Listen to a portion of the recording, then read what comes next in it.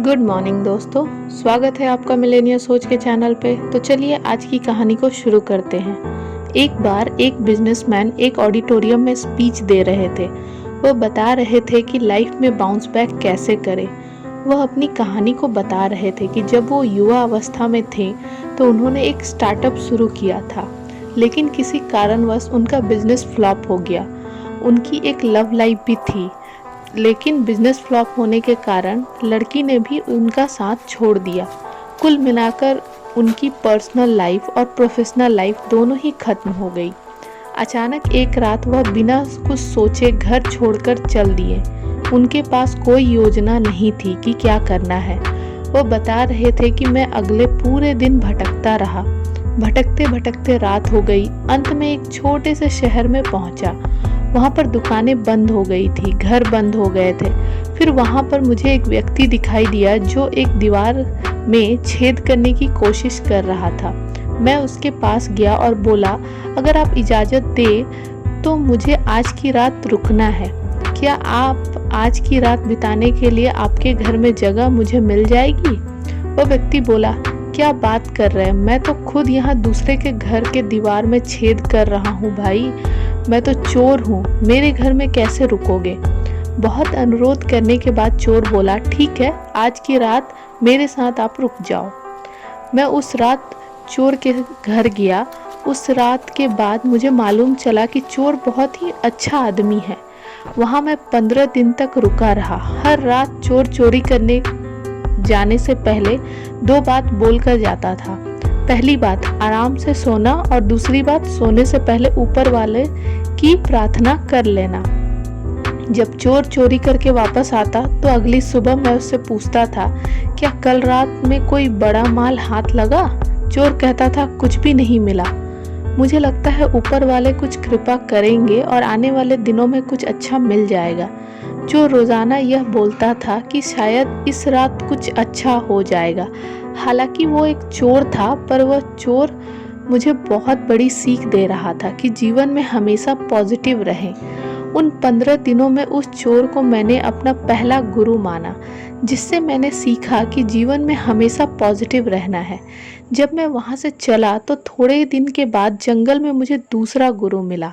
एक कुत्ता बहुत तेजी से भाग रहा था। मुझे बहुत प्यास लग रही थी तो मैं भी उसके पीछे पीछे चलने लगा। मैंने देखा कि वह जंगल के बीच से निकलकर नदी के पास पहुंच गया। उसने मुझे नदी का रास्ता दिखा दिया। वहां जाकर मैंने अपनी प्यास बुझाई, लेकिन मैंने देखा कि कुत्ता अपनी प्यास नहीं बुझा पा रहा था। वह नदी के पास जा रहा है और फिर वापस आ जा रहा है। थोड़ी देर के बाद मुझे समझ आया कि शायद कुत्ता अपनी परछाई देखकर डर रहा है। उसे लग रहा था कि एक और कुत्ता नदी में है। कुत्ता कुछ देर तक आता जाता रहा, फिर उसने हिम्मत करके छलांग लगाई और नदी में कूद गया। पानी पीकर वापस बाहर भी आ गया। उस छोटी सी घटना ने मुझे दूसरी बड़ी सीख दी। ये वह मेरा दूसरा गुरु था, जिसने मुझे सिखाया कि अगर जिंदगी में परेशानियां आती है तो एक छलांग लगाइए, क्या पता वह परेशानी नीचे से निकल जाए। फिर मुझे अपना तीसरा गुरु मिला। एक बार मैं एक छोटे से गांव में गुजर रहा था। वहां मैंने देखा कि एक छोटा सा बच्चा जलता हुआ मोमबत्ती लेकर मंदिर की तरफ जा रहा था। मैंने उससे पूछा कि बेटा, क्या करने जा रहे हो? बच्चे ने कहा, मैं मंदिर जा रहा हूँ। फिर मैंने उस बच्चे से मज़े लेने की सोची। मैंने उससे कहा, बेटा, जब आपने मोमबत्ती जलाई होगी तो पहले यह बुझ रही होगी, फिर आपने मोमबत्ती जलाई होगी तो वह प्रकाश अचानक कहाँ से आया? उस लड़के को लगा कि वह व्यक्ति मेरी फिरकी ले रहा है।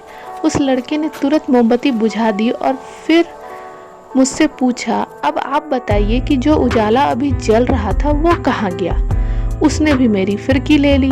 उस दिन उस छोटे बच्चे ने मुझे सिखाया कि अगर आपको लगता है कि आपके पास बहुत सारा ज्ञान है तो आप गलत सोचते हो।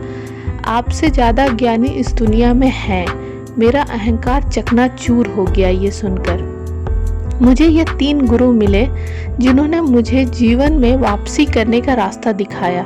उस दिन के बाद वापस मैं अपने घर आया, अपने बिजनेस को शुरू किया और फिर मेरी शादी हो गई। आज मेरा जीवन आनंदमय है और मैं इन 3 गुरुओं से सीखा कि लाइफ में बाउंस बैक करना कितना ज़रूरी है और कैसे करना है। इस कहानी से हमें ये सीख मिलती है कि आपकी और हमारी ज़िंदगी में परेशानियाँ आती रहती है। अगर आपके ज़िंदगी में भी कोई परेशानी आती है तो निराश मत होइए और उम्मीद रखिए कि आने वाले दिनों में कुछ अच्छा ज़रूर होगा।